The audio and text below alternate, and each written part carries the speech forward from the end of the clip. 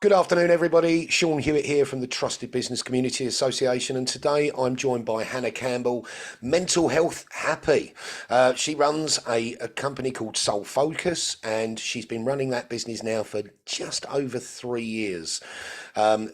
A little bit about Hannah before we invite her to tell us a little bit more about herself and what she does, is that she obviously helps people understand, particularly people responsible for children, as she grew up with in a house of hell, as she puts it. She lived around alcoholism, violence, domestic abuse, surrounded by adults that didn't really understand their own mental health or how to spot them. And what that has created is the drive and enthusiasm to bring the opportunity of knowledge and understanding to others who may feel that they're going through the same cycle of what Hannah went through. Now, Hannah is somebody who brings to you an opportunity to understand her, through her training. And it's not an off-the-shelf type of training. It's a very bespoke type of training. So it's something that when you do work with Hannah, you are going to get a full one-on-one opportunity to understand where you are and how you can improve your mental health and those that are around you. So without further ado, I'm going to say hello to Hannah and let Hannah say hello to you, the big wide world. Hannah, how are you? I'm good, thank you. That's a very lovely introduction. Oh, thank you very much. It's lovely to have you here with me today. Obviously, you're a premier partner here at the Trusted Business Community Association, and we obviously helping you to get seen by having this video, because the work that you're doing is absolutely phenomenal. And I understand that you've been going through some training yourself of late, haven't you? To get further qualified. I have, yeah, I've spent the last 5 years training as a counsellor. Um, and so that is, for me, I'm at a weird transitionary period, but that, I suppose, informs the way that I provide mental health training. So you do get RQF qualifications from me, but I will always tailor them to what you're doing, whether that's working with a school, a charity, a group of parents, swim coaches. It's always going to be tailored to the children or the people that they're working with. Obviously, I love working with people that work with kids because it helps the next generation. And it means that those problems aren't, the stigma that we carry in society is slowed down, or at least attacked in some sense. Absolutely, and I suppose anyone working with children. I mean, there's so many different arenas, aren't there, where an adult has the opportunity to work with the youngsters of the next generation, as you quite rightly put it. You know, there's the sporting facilities. There's, like, coaches in the sporting arena, and I'm sure that the training that you provide could also help them to be able to understand the youngsters that they're training too. Yeah, well, it helps them. I mean, obviously, you can work with. I do first aid at work courses where you're looking at sort of more adult themes of mental health, but I also do youth mental health training, smaller workshops, whether that's recognizing eating disorders. If you're acting as a childminder, you're going to see things that maybe pop up that others wouldn't. If you're working as a midday assistant in a school, you're going to notice if a child is suddenly dumping all of their lunch into the bin every lunchtime. Little things that just make a massive difference. Absolutely. Now, obviously, I touched on it in the introduction that obviously there was a, a passion, having gone through things yourself, and you saw things firsthand at how it can affect the younger generation. Obviously, that's where the passion came from to start up Soul Focus, I should imagine. Yeah. Weirdly, I was having a conversation with someone I actually went to school with yesterday about the fact that there wasn't much going on. And if there had been adults around at the time that could have spotted what was going on with even myself and some of our other friends, it probably would have been very different. And that carries most kids have got a problem between the ages of 9 and 12. It doesn't get spotted until much later. If they do get any help, it's not until they're in their late 20s or even older. But he remembers that the life skills classes that were taught at school when we were at school, he was taught how to do a handshake properly. And I remember being taught how to write a check. And whilst they're fairly useful, they don't prepare you for dealing with life's ups and downs, or how to build resiliency, or how to bounce back, when you've had a really tough time or dealing with bereavement, if you've struggled with depression, knowing how to shake someone's hand isn't going to get you out of that situation. Yeah, absolutely. And it's I suppose it's the value of what is brought from, to the audiences that are out there, that as a youngster, it's creating the values for future life experiences. Yeah, yeah. And knowing how to have a conversation about these things, because nobody prepares you for the fact that they're very good at getting you to pass exams and to know which pathway to take through college and university and how you might attack a career pathway, but they don't actually deal with what happens if that goes wrong. What happens if you lose your job, or if you have a bad accident and then you're then disabled and unable to work, and you've got the pressure of life building up on you, because financial stress in particular is one of those things that then happens if something like that happens and you're burdened with trying to keep yourself afloat. What do you do with the emotional fallout, the mental load of life when it doesn't go the way that you think it's going to? And of course, in the current marketplace and the current sort of genre area that we're in at the moment, there's an awful lot of stress in families. The cost of living crisis has gone up, and lots of people have found themselves that would have been just above the bread line, if you like, and making ends meet, have now fallen below the bread line, and that creates even more stress within the family environment, I should imagine. Yeah, yeah. I worked with a food bank for a long time as well, and I think that for me is another big driver in this. I've been homeless twice. I've seen the effect it has on people, and when you've got nobody expects to become a food bank user, No. and quite often there are points where people, especially if they're like you say, that people have been just above that breadline, they don't qualify for extra help or support, or they don't know how to turn that, or there are hurdles put in place and where they're told, well, actually you need to get worse before you can have any help. And that just messes with people's heads. It's not, yeah, it's not a fun place to be.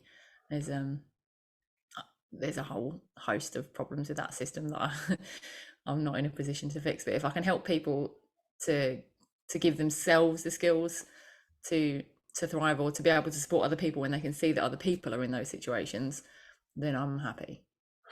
And I suppose there's people in your arena, and I talk about the sort of the sector that you're in, outside of the sort of the general sort of support that's available through government services and things like that. I should imagine you're finding yourself an awful lot more busier, and more people are actually asking the questions of you, or is it that they still don't know where to go to find people like you? I mean, I had someone yesterday ask me what a mental health first aider was and if it's a new thing. It's been around for quite a while, and I think it's establishing that fact that actually it's an idea of, it doesn't have to just be a box ticking exercise. That you have first aiders at sports events or gigs, and they're there if you've cut your knee open, or if you've fallen over, if you've had a bee sting, and you go to them with a medical problem. They're not going to diagnose you with a an illness, but they'll give you the help you need there and then send you on your way to a GP or the hospital or an ambulance or whatever it is that you need. And that's the whole point of having a mental health first aider, is that it's somebody's there in that first instant that maybe recognizes that there's a problem, or you go to them because there's a problem, and they can help you make a plan and get you on the way to the help that you actually need, whether that is just doing something for yourself or actually going to seek professional help and support. Absolutely. I was talking to somebody a little while back now who is in the university arena, and they've sort of set up a go-to place for students that need that little bit of extra care and attention. And I thought that was really forward thinking of people, especially during the times that we've gone through, where young adults going through the university arena were in, then they were out, then they were told to stay in, then they were told to stay out, with certainly with the recent things like lockdown and all that, and it played a havoc on their mental health. But obviously, it's good to see some universities are picking up the need to have somebody as a mental health advisor, if you like, and just as somebody to go and talk to about any issues that they feel that are pressing them. So I've found that really quite eye opening. That certainly the universities that people that I've spoken to in different universities have got this sort of Some of them are in brilliant. in the middle, sort of like someone outside, who's part of the university, who is even studying within the university, but is recognised as a go-to person. I think that's really useful. Yeah, that's nice as well, especially if they're not part of the main faculty team. Yeah, There's that little yeah, bit of disconnect, so there's still that. Yeah, just stuff like that just makes a massive difference. And it's not, it doesn't have to be a huge undertaking to set stuff like that up. And that, I mean, even that, I mean, just pop a couple of people through some training yeah, and have them there. yeah. Just having the information there and just making people aware of it, it makes a huge difference. And if a school or university came to you for that type of training, are you able to give them the type of training that would then be able to set them up to give Yeah, their students support? yeah. I mean, you can literally, you don't, if you haven't got the budget for training, I've got free signposting packs on my website. You can download them. You're more than welcome to book a free call with me and say, right, well, this is what we're going to do. If you wanted to then take up training and do your mental health first aid courses, you can do. If you don't have the I'm fully aware that schools and unis don't always have the budget to do that, or if it's being run by volunteers and students, just set something up, something, anything. But then if you decide, actually, yeah, we're going to fundraise and we're going to do some training as a group. Lovely. Yeah, And then just do their level two. yeah, no, absolutely brilliant. Now, I hear on the grapevine that there's a book out, and I believe it's already available. So, do you want to tell us a little bit about the book that you've written? There is. I started writing a book on parental burnout last year, and I'd almost forgotten about it. I had a bereavement and I put it on pause, forgot that I'd started writing this book and finished it off and thought, right, I'm going to get it out, and then got challenged. So it's out. It's available for pre-order. It's on Amazon. It's called Parental Burnout: A Guide to Remaining Your Best Self. It's out on Amazon. If you pre-order it now, you'll get it the 1st of March. In March, there will be a paperback version released as well. I've been challenged to try and reach 1,000 pre-orders, which is rather lofty, with only a week and a half to go. I'm doing my best. We've got a few through the door already, so I'll update everyone at the end of the week as to what my current number is on Friday. And it's the book that, when I first had my daughter, I wish somebody had given me this book, because it's not, please don't expect world and peace from this book. It's a very small, short, sweet book, because frankly, if you're burnt out, you don't need a massive manuscript. The idea is that it's interactive. It helps you to recognize what your signs of burnout are, to put in steps that you can take easily to get out of that spot and to prevent it from happening again. And that's literally the point of it. It's short and sweet and to the point, and hopefully it'll be really useful for someone. Yeah, no, absolutely. So it's out on. I believe I've heard it's available on Kindle at the moment. Yeah. So Yeah, you don't have to have a Kindle though right. to be able to download it. You can have a Kindle app on any device. So Yeah, you can just download the Kindle app and pre-order yourself a copy. And it's less than a fiver. It's £3.99. there you go. Can't go wrong. Great value for money by the sounds of it. I just wanted it to be affordable. Like, why should everything be out of reach for people? Yeah. Will there be will the paperback version be slightly more, or is it? Slightly more.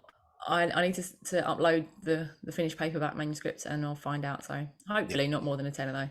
no, cool. Yeah. So, but still, something under £10, that you can use as almost like an ongoing tool to when you're feeling you're feeling a little bit sort of like burnt out, or you're feeling a bit stressed. You can have a quick read of that, have a look at it, So and then common. just remind yourself about what the triggers are. Yeah, it's so common though, especially with parents, because they're juggling all these different roles, and there's so much expectation, especially with social media, to be living in a certain way, or having a show home, or doing all of the clubs and all of the activities, and having the bigger parties and more presents and this and just it's yeah. And I think especially now as well, with the stress that people are under, with things going up and the way that just the world is changing, Yeah, it's like yeah, I could go into a whole different rant about mums being expected to work like they haven't got children, and have children like they haven't got jobs, and yeah. yeah. It's a very difficult juggling act, isn't it? Let's be honest. And of course, the more pressure financially means that there's more pressure on time and juggling between family life and home life and work life. And it can be quite daunting at times. But there's an option, obviously, to get some understanding on how to balance that.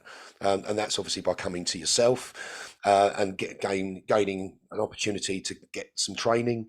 And now, obviously, for anybody who does want to come and find out more, where do people find you, Hannah?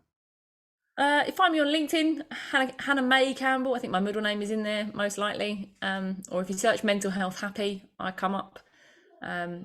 All of my links and stuff are generally on my LinkedIn page. You can book, I think in my bio, you can book like a 15-minute virtual coffee with me if you fancy a chat about stuff. There's links to my website on there. There's free downloads, there's free signposting packs. I think there's a free something else on there as well at the moment. But there's always affordable downloads on there for people if they want something that they can just take away and use for themselves in their own time. The whole point of what I do is that it works for people as an individual, because nobody's ever going to be the same. Well, we're all different, aren't we?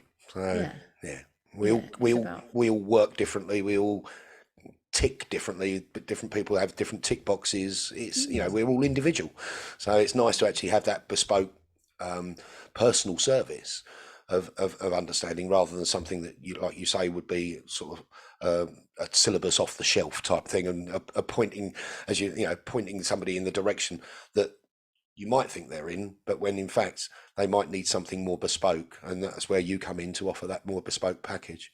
Yeah, I think I'm always going to be very person-centered in the way that I work, in all areas.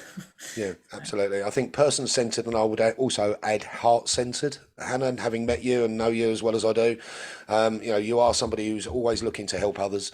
And as I say, just with your free golden nuggets and the downloads, that just goes to show the sort of person you are, to help as many people as you can within a budget. As I say, it's an honour to have you as a premier partner here at the Trusted Business Community Association. It really is. Hannah, thank you for joining me today. I wish you so much success with the book. I wish you success with all of what you're doing, and that personal reach out to people that could really do with talking to the lady with the soul focus. So, thanks ever so much for being part of it today. And I look forward to obviously hearing more about the book as time goes on. Thank you. Take care. Thanks ever so much.